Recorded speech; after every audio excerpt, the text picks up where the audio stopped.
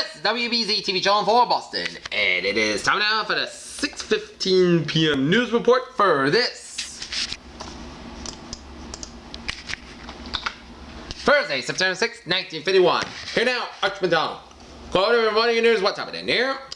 In San Francisco, the Ceylonese delegate to the Japanese Peace Treaty Conference received thunderous applause today when he said that the treaty provides freedoms that people of the Soviet Union themselves would dearly love to possess.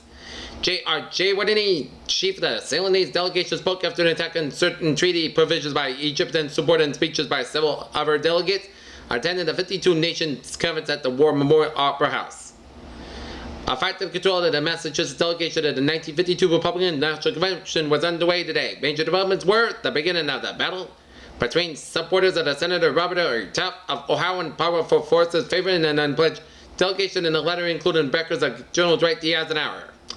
Organization of a group of independents embracing the both Eisenhower and Taft partisans to challenge the old guard domination of the GOP delegation.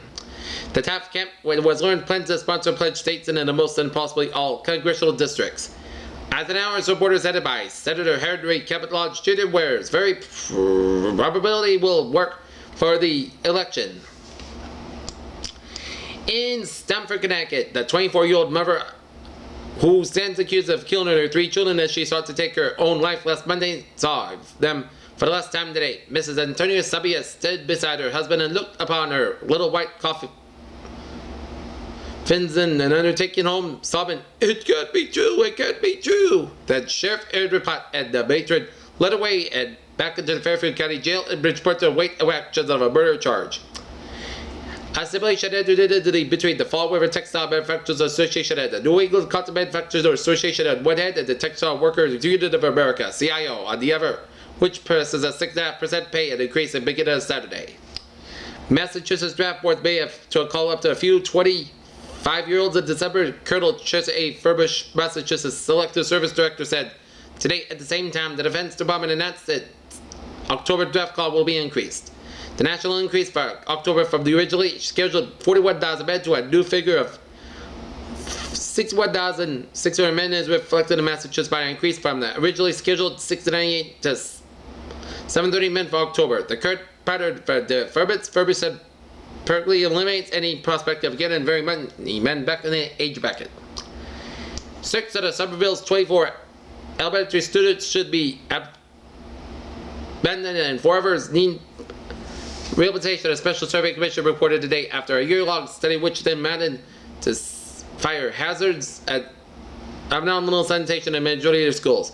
Only 2 of the 23 buildings are fireproof, the Somerville committee was told in an 11-page study.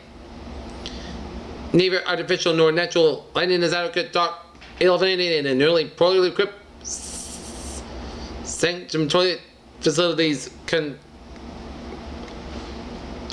everything teachers try to impact without sanitation habits. The prevailing practice of providing one roll added any toilet paper for an entire school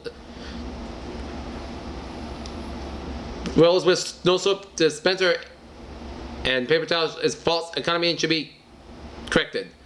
Resentment and addicts at most schools were found to be littered with paper boxes, rags, wood, and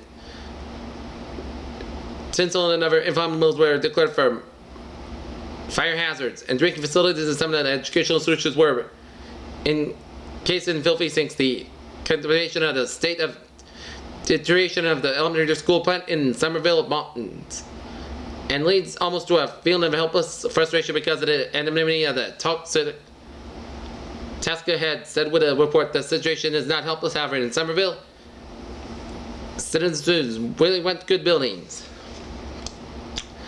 A Boston businessman has complained to Mayor Hines that a telephone voice representing himself as a solicitor selling tickets to the State, County, and Municipal Employees Union AFL reunion dinner on November 2nd threatened him with quitting on an unfair